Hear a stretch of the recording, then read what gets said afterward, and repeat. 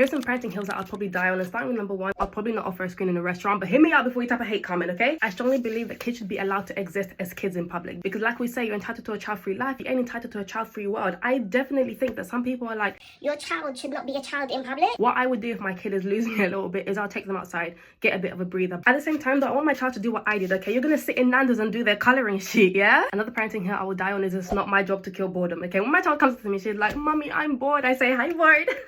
Hi.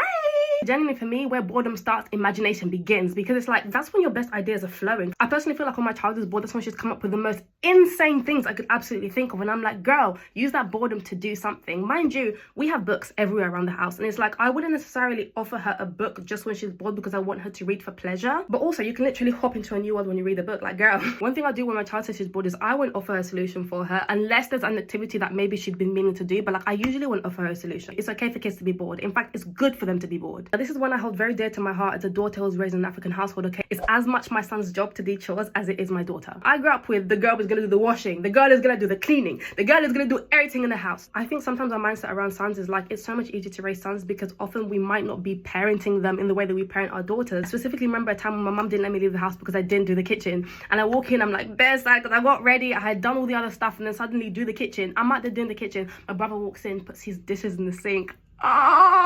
She says nothing. I feel like I could talk for ages, but I'm just going to end it with, if you're toxic and we don't really get along and I feel like you're unstable for my child, you're not seeing them.